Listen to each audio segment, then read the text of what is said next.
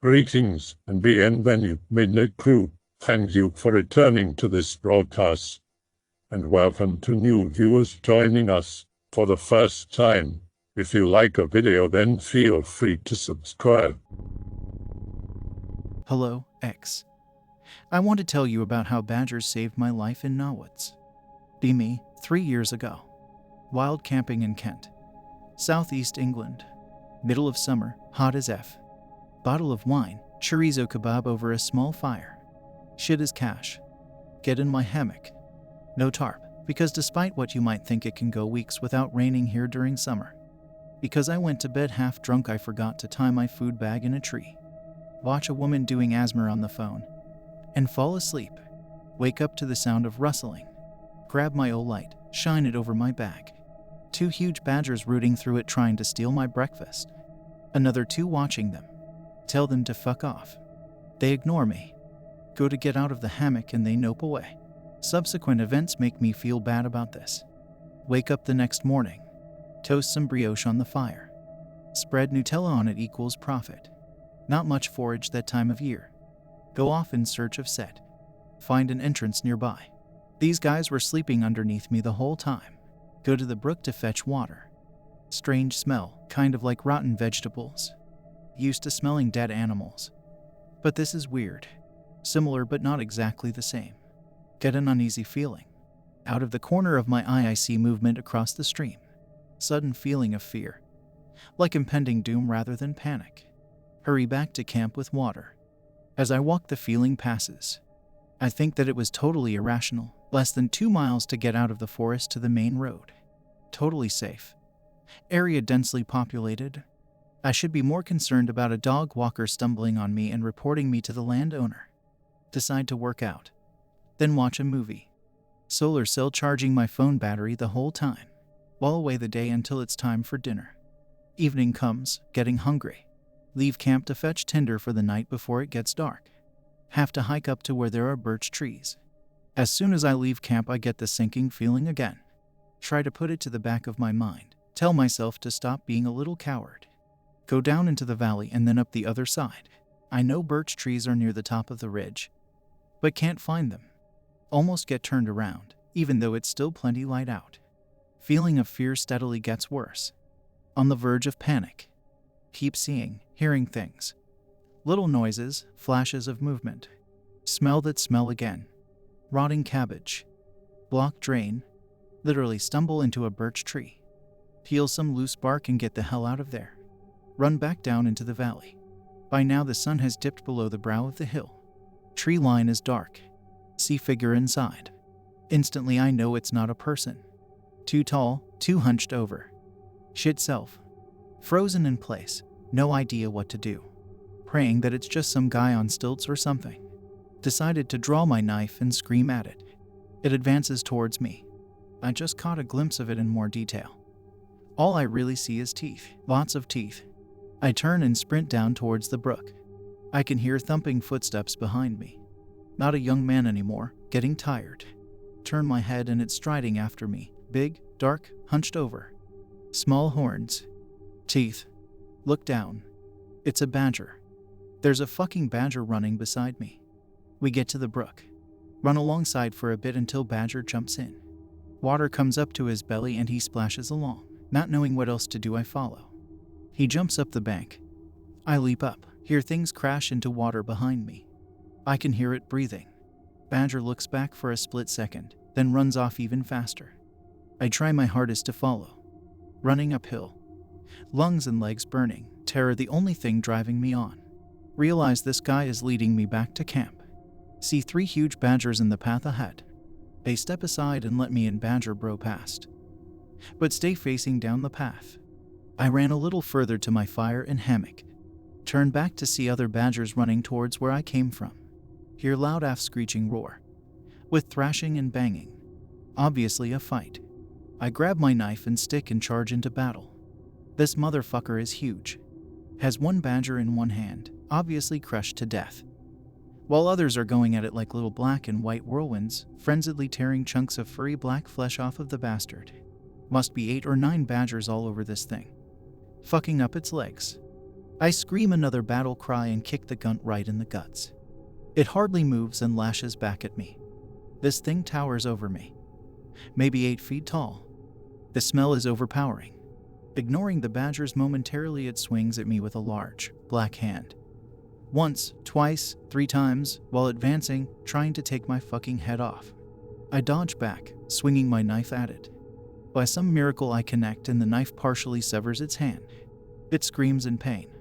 The noise is so loud I honestly think I have hearing damage to this day. Hot blood sprays on me. Super dark red, almost black.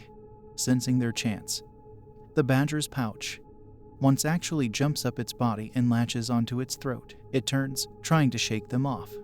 Screaming, I plunge my knife in its lower back just under the rib cage. It screams out again. Somehow throws the badgers aside and runs off into the trees.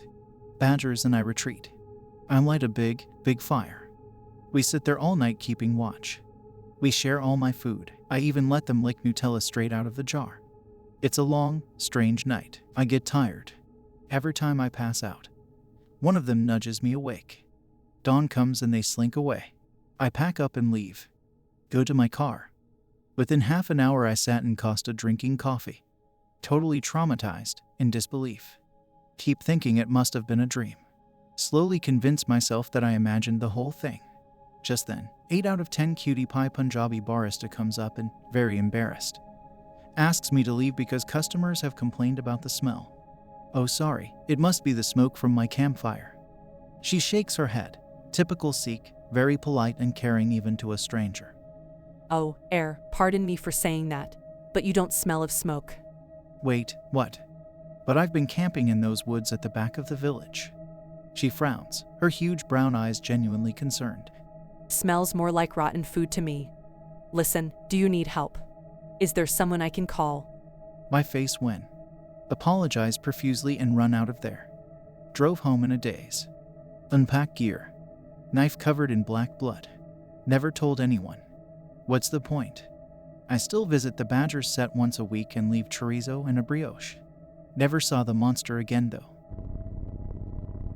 Be me. Be 16. Parents are super liberal. After much convincing, get them to let me buy a bow. Beautiful 45-pound recurve. I lube it. Always feel like a badass shooting with it. Become a pretty good shot over about 6 months. It's not uncommon for me to grab a knife and sneak out at night after they're asleep to go for a walk in the woods. One night I decided to grab my bow and go out with that. Sling it over my shoulder and shimmy down a drain pipe. I'm on the 2nd floor. I am a commando.tiff. Get down to the ground, unslung it, knock an arrow and start walking. It's a combination of deciduous and coniferous woods, but there isn't a lot of brush because of how little light comes through to the ground. It's dark as pitch under the trees. Allow time for my eyes to adjust, as I always feel uneasy using a flashlight this late at night. Hear a noise, bring bow up. Owl swoops by. Holy shit, that's cool. And another. Goddammit, this is fucking awesome. Then a robin. Wait, what? After a few moments, it seems like every bird in the forest is flying away in the same direction. Hear some rabbits and deer in the distance doing the same. I wonder what they'd all run from. And at this time of night. So curious. My curiosity overcomes my common sense and I decide to check it out. Walk slowly, constant 360 threat scan. Suddenly, hear a loud snuffling sound coming from this big briar thicket that I hadn't seen before. Figure it's a boar or something. I still don't want to bother it. Arrow back in the quiver, bow over my back. Climb up a nearby pine, get as high up as I can. Looking down into the briar patch. Suddenly, it looks like the boar is coming out. Big patches of briar are getting torn apart or pulled out of the way. Something comes out of the briar. That's no boar.png. It's about 5 to 6 feet long from nose to tail. Looks like a cross between a boar, an ape, and a bear. Long, tapered snout, fat nose at the end. Really shaggy hair on head, covered most of the eyes from what I could see. Really buff shoulders, like incredibly big. Smaller lower body, sort of hoof feet on the back. Front legs or arms looked like gorilla arms, really buff and almost humanoid hands on the front. Really long claws on the front, shiny too. It moved sort of like an ape, too, that weird shamble 2-legged walk and the knuckle walk. I'm shaking at this point, trying to figure out what the fuck this thing is and if it can climb trees. It makes a noise. Sounds like the snuffling sound boars make. Suddenly, Is anyone there? The most gravelly, deepest voice I had ever heard. I can help you. It looks around, snuffles for a bit, especially at the base of the tree, then starts to wander off. I've been shitting myself this whole time and slowly pulling my bow off my back. Knock an arrow and get ready to shoot. A dead twig goes snap on the tree. The thing turns its head instantly. Thought it had broken its neck or something. Instantly starts circling my tree, snuffling like mad. I take a deep breath. Scooch out farther on the branch so I can get a clear shot. Draw, touch anchor point, aim release. I aimed well, hit it right in the head. Almost directly where the eye was, I thought. Hear a sound like metal hitting stone. The thing snuffles a bit more, sounded like laughing, and gradually wanders off again. I stayed in that tree until sunrise the next morning. Barely managed to get back home before my parents came in to wake me up. They wondered why I looked so tired. I have a story to tell. It takes place when I am alone in the Ruby Mountains, past Soldier Lake, and up the pass near Hidden Lake. I was alone on this trip, though I had been there before with friends. I carried a Glock 19 with 2 spare mags. Only the first mag had gold dots, while the others were full metal jacket. I figured that would be cheaper, and I would not need 60 rounds of ammo for anything. If I wanted to shoot, I did not want to waste my defensive ammo. This is a nice hike. It take about 4 hours to get in, and when you get up, it's a nice place. With plains and prairie at the top, surrounded by mountains. I took lots of pictures the first day, and I will post them as I go along. I have to resize them, and I am typing as I go along, so be patient. I will say this though. I will never return to those trails, nor Hidden Lake. For those that don't know, Hidden Lake gets its name from the fact that it's up on a ridge and can't be seen from the trails. It's a great camping and fishing spot, and the view is awesome. To get there, you hike up the Soldier Pass trail and turn at the stick in the ground. It was a hot day, but I still decided to shoot up the trail for a 4-day weekend. I got to the top in about 3.5 hours or so and had a pretty good time. I set up camp, which was just a pop tent, and set about making dinner. I had gotten stuck in Elko for the first part of the day, and when I had finished making the climb, it was starting to get late. I cooked dinner on the fire and crashed hard. The first couple nights passed without anything unusual happening. Spent the days dicking around, hiking, fishing, and relaxing. Things begin late in the night. Saturday, my last night there. Pick is the stick you have to turn at. Said I am sitting on the lake's ridge, making my way over to a spring to refill my water bottle. The water here is glass clear, but everything gets the pills just in case. As I am walking, I hear this god-forsaken sound. Like dragging metal on cement. Just painfully loud and uncomfortable to hear. I looked around, but I could see no source. At this time, all the bugs and birds stopped making noise. There is always this background noise, right? You don't notice it, but it's there. I think it was the only time I was ever aware of it, because it all stopped. All I could hear was the spring and my own breathing. I don't think I have ever felt that alone in my entire life. I would have killed to be able to hear the sound of a car engine or a horn or people talking. Anything but the silence. I was on the far side of the lake, near the snow outcrop in the picture when this happened. A good 10 to 15 minute walk back if you are in a hurry. I filled my water bottle up and headed back. The sounds of the animals returned, but I was still nervous. When I got back, my campsite was destroyed, including my bag. Everything was scattered everywhere, and it felt like a bomb had gone off. Everything was broken or rendered useless. Even silverware was bent and twisted. The fire, which less than an hour before was burning brightly, was as dead as if someone had dumped a bucket of water on it. Picture is of the lake. I stopped being nervous and started being pissed. I figured some kids had done it. I had not seen a soul since I made the climb, but that did not mean much. I started gathering my broken belongings. I had seen a nice fairy hole, a natural hole in rock along one of the ridges, and decided I would relocate my camp there. I got the fire burning again, and stuff that was unrepairable or useless I burned to save weight. As I went around cleaning up, I got this feeling. I am not quite sure how to describe it. Like you walked into someone's house without them being home, and they did not know you were there. Like you should not be there, but that is inadequate wording. I was getting nervous and hurried up to the ridge. That's when I saw at first a dark mass moving alongside the edge of the lake. Too far away to make out any details, but as I watched, I saw that it was following the same path that I had taken. It was thin though. Long and thin and dark. Now, I took the simplest path, so it was just following that. But I feel that it was tracking me. Why would it need to go to a spring to drink, rather than a lake. I was starting to get a little unhinged when I saw it. I have been hunted by a mountain lion before, and the feeling I had then was just that, hunted. I was being stalked, but in a way, we were equals. Both cats and I are apex predators, and the tides could easily turn. When I saw this, any thought of killing it left my mind. I just wanted to run and hide. Run as fast and as hard as I could. I was prey. I could do nothing about this. The way it moved was so certain, so clean, that I knew I could not kill it. My gun that on the way up had made me feel so big felt like a toy. It moved between moving on 4 feet and 2. I hurried up the slope and threw my stuff in the hole.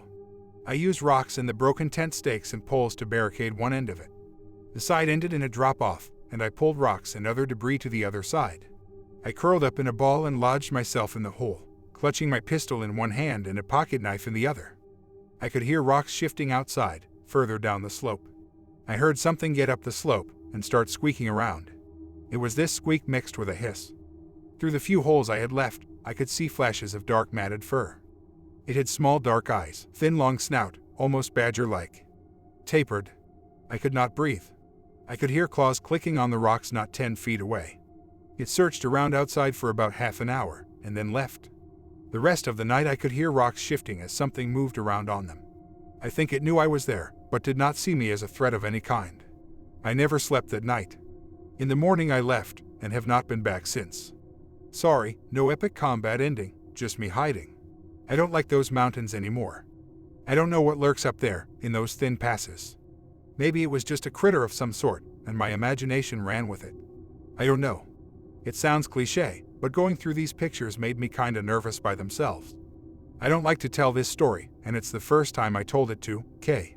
The feeling I had is what still shakes me up. I was prey. Nothing more, nothing less. Has anyone else heard of something strange in the Rubies? People in this thread originally thought that the Ruby Valley Beast was some type of giant badger. So, that's why it's in the video. I have only shared this one with a few people. And still when I think about it, it freaks me the fuck out. I was 16 or so. And growing up in a small town, exploring out in the hills was the thing to do. This incident took place at the north end of Ruby Valley in Elko County, Nevada. Someday I will play around on Google Earth to try to find this place. But it is slightly north of the road off of Highway 93 that goes into Ruby Valley. I always like checking out old mine shafts and ghost towns. That shit really intrigues me. At the Burger Bar in Wells, Nevada, where I am from and grew up, they had these old turn-of-the-century maps under glass on the tables. On one of them it showed several ghost towns just north of Ruby Valley. So I figured I would go check them out. As I had not been in the area very often, I gassed up my '72 Dodge W200 pickup. And being a redneck in K, before 4chan even, I grabbed my HK91 and set out. I had found some old foundations in the lower country, and started heading into the mountains themselves and started finding abandoned mine shafts. Shit was pretty cool. So I kept going up. I took this ancient road that was no more than an overgrown cattle path by this point in history, and came upon a tree blocking the road. It was an old pinyon pine about 2 feet in diameter that blocked the road. After the tree, the road continued straight for about 200 yards, then hooked right before coming back 180 degrees. Continuing. I'm gonna sketch up some key locations for my next post. I parked my truck in front of the tree and set out on foot. I grabbed my HK91 with 120 round magazine in the rifle and put 120 round mag in my back left pocket. I always had a rifle with me as I have encountered mountain lions in mine shafts before. And just generally I like to shoot shit. Get up on ridgelines and shoot boulders from a couple 100 yards away. Anyways, as soon as I climbed over the fallen tree, I had a fucking creepy feeling as if I was being watched. I continued on for about 200 yards to the point where the road started curving right and gaining elevation, going towards the cabin. At this point I had the realization that not only did I feel like I was being watched, it was also dead fucking quiet out. This was in June or so, as school had just got out. Everywhere you went you could hear those fucking cicadas. But not here. It seemed as soon as I crossed the fallen tree, the mountains were silent. No bugs, no birds, nothing. Deafening silence. As I came up to the turn, there was this big fucking rock. The thing had to be about 15 feet in diameter. You could tell that it used to be on the road, but due to years of erosion, snow and all that shit, it had slid down just slightly off the road.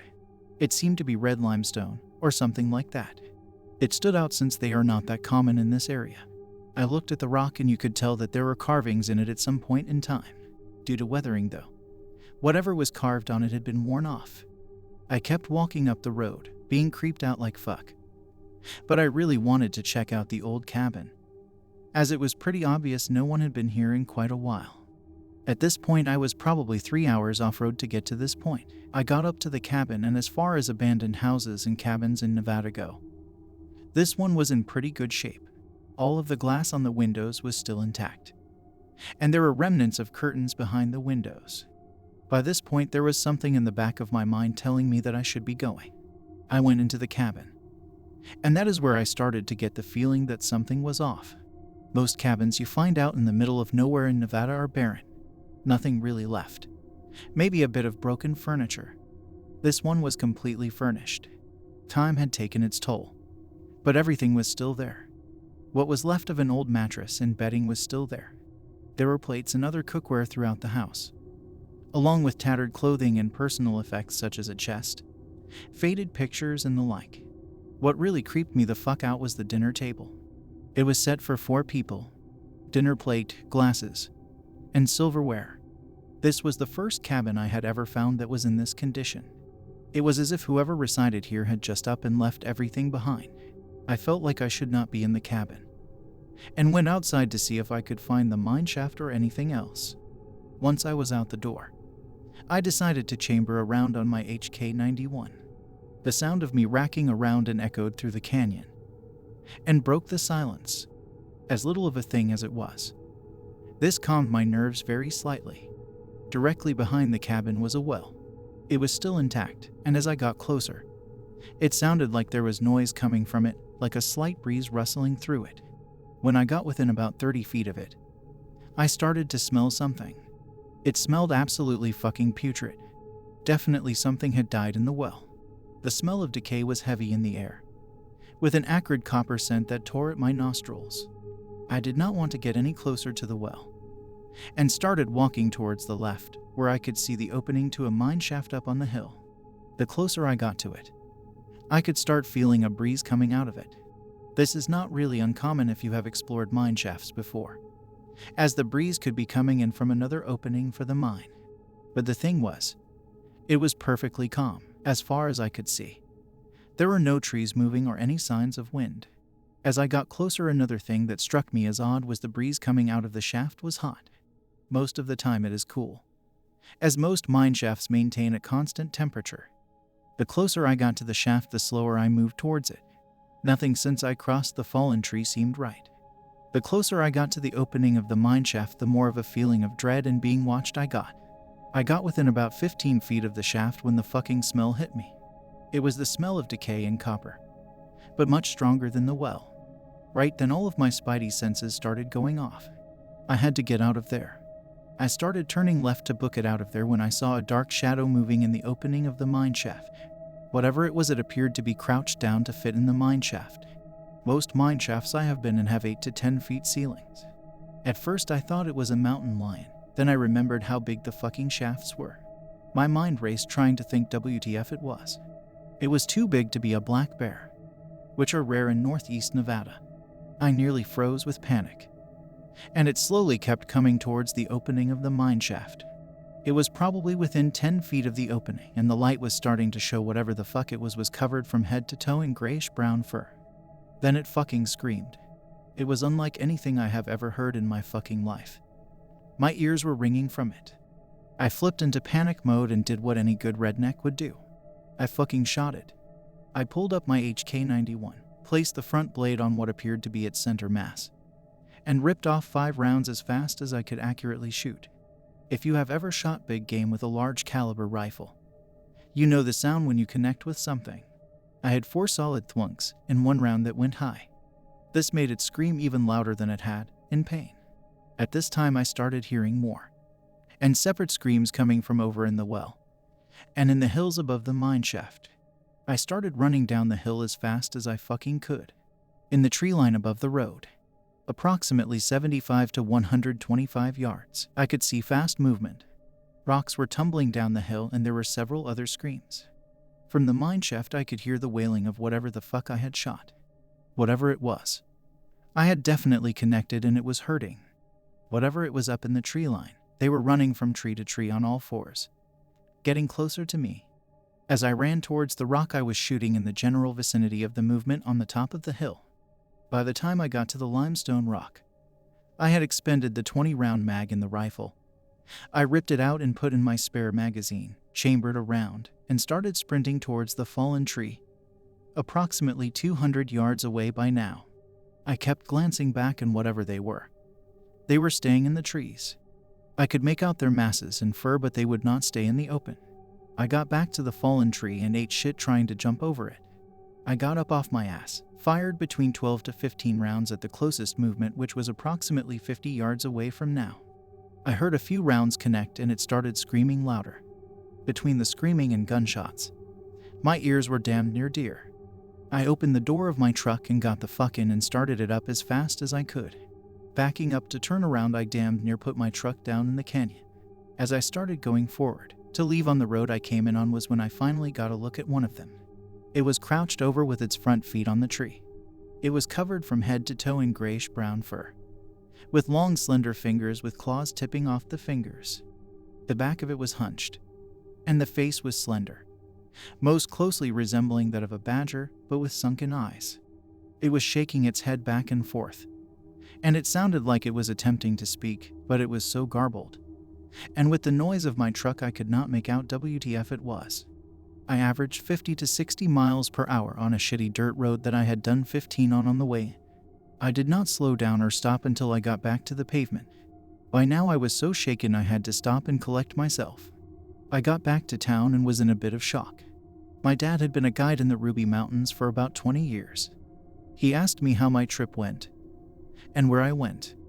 He could tell that I was startled and asked where I had been. I told him that I had been north of Ruby Valley. He got quiet and asked if I had seen a cabin with a tree fallen over the road.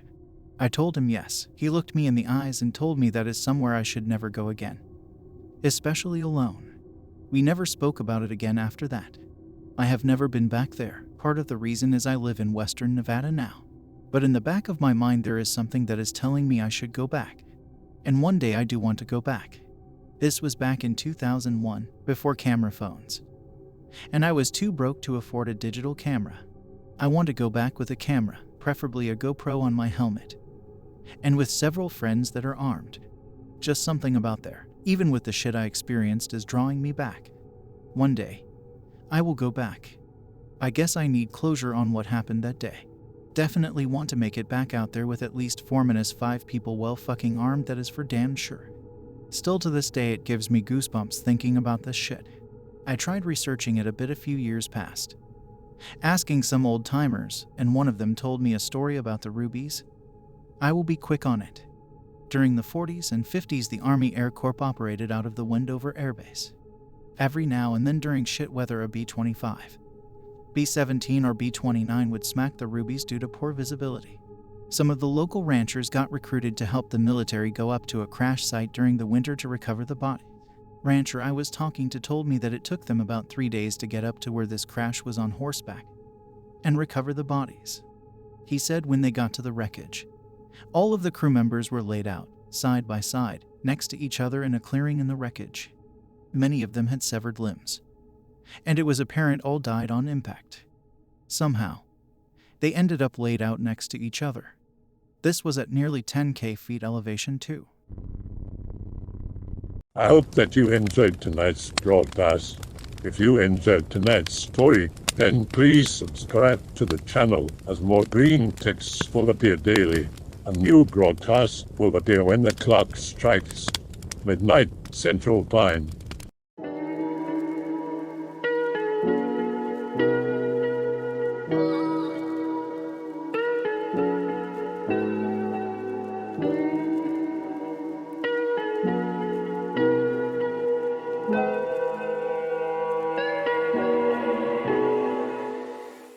Remember that all videos have been archived on the Odyssey page.